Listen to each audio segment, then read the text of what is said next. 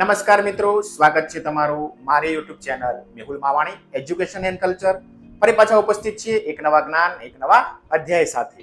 આજનો વિષય ખૂબ મજેદાર છે, કેમ કે આજનો વિષય તમામ બાળકોને ગમે તેવો છે. એવો તે કયો વિષય છે? તો છે હિન્દી કહાની લેખન.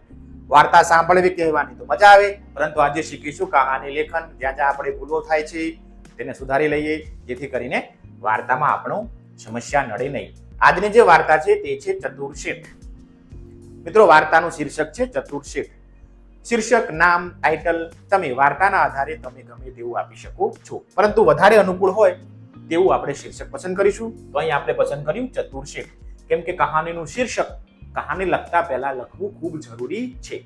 ફરીથી શીર્ષક જોઈ લઈએ, ચતુર શેઠ. વાર્તા લખવાની શરૂઆત કરીએ ત્યારે ટાઇટલ જરૂરથી લખીશું.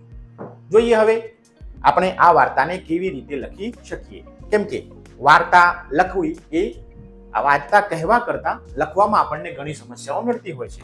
તો આ એકમમાં જે વાર્તાઓ આપેલી છે, જે કહાની છે, તેને કેમ લખવી તે સમજી લઈએ. एक गांव था, उस गांव में उत्तमचंद नाम का एक बहुत बड़े सेठ रहते थे. सेठ का बहुत बड़ा कारोबार था. कारोबार એટલે व्यवसाय. उनके यहाँ बहुत सारे नौकर काम करते थे. एक दिन सेठ के यहाँ से सोने के हार की चोरी हो गई. सेठ ने सभी नौकरों को पूछा, लेकिन किसी ने चोरी कबूल नहीं की. आगे सेठ बुद्धिमान थे. उन्होंने एक युक्ति की.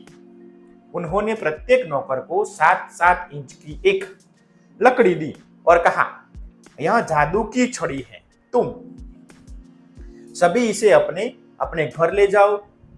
जिसने भी चोरी की होगी उसकी लकड़ी 1 इंच बड़ी हो जाएगी. सेठे आવું ચતુરાઈપૂર્વક યોજના કરી. શું થાય છે એ જોઈ લઈએ. ત્યારબાદ सभी नौकर अपनी अपनी लकड़ी लेकर घर चले गए. हार चुराने वाले नौकर ने सोचा कि मेरी लकड़ी 1 इंच बढ़ जाएगी. अगर मैं 1 इंच लकड़ी काट दूं तो कल मेरी लकड़ी 7 इंच ही रहेगी. इसलिए उसने 1 इंच लकड़ी काट दी. दूसरे दिन सभी नौकर ने अपनी अपनी लकड़ी लेकर सेठ के घर पहुंचे. सेठ ने सभी की लकड़ी को देखी. एक नौकर की लकड़ी 1 इंच कम थी. सेठ जी ने धमकाने पर उसने चोरी कबूल कर ली. सेठ ने उसके अपना हार वापस ले लिया और उसे नौकरी से निकाल दिया. सीख, इस कहानी से हमें सीख मिलती है कि कोई भी समस्या का हल अपनी बुद्धि से निकाला जा सकता है.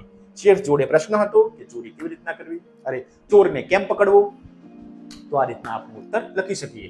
એમ પણ લખી શકાય, શીખમાં हमें कभी चोरी करनी चाहिए नहीं, તેવી પણ શીખ લખી શકાય. આ વાર્તા ઉપરથી આપણને શીખવા મળે છે. તો મિત્રો, આ રીતે કહાનીને તમે તમારી રીતે લખી શકો છો. સૌપ્રથમ ટાઇટલ લખીશું, શીર્ષક ખાસ અવશ્ય. ત્યારબાદ ફકરામાં, પેરેગ્રાફમાં આપણા કહાનીનું લેખન અને છેલ્લે શીખ, જેથી કરીને આપણા કહાની લેખનમાં ક્યાંય માર્ક કપાય નહીં. તો આ રીતના આપણે કહાની લખીશું. આશા રાખું છું કે તમને કહાની અને મિત્રો આ વિડીયો ગમ્યો હશે. જો મિત્રો તમને આ વિડીયો ગમ્યો હોય તો પ્લીઝ મિત્રો વિડીયોને શેર કરજો, લાઈક કરજો અને અમારી આ બંને ચેનલને સબસ્ક્રાઇબ જરૂરથી કરી લેજો, જેથી નવા વિડીયો લઈને આવું તો તમારા સુધી ઝડપથી પહોંચી શકું. તમારો ખૂબ ખૂબ આભાર.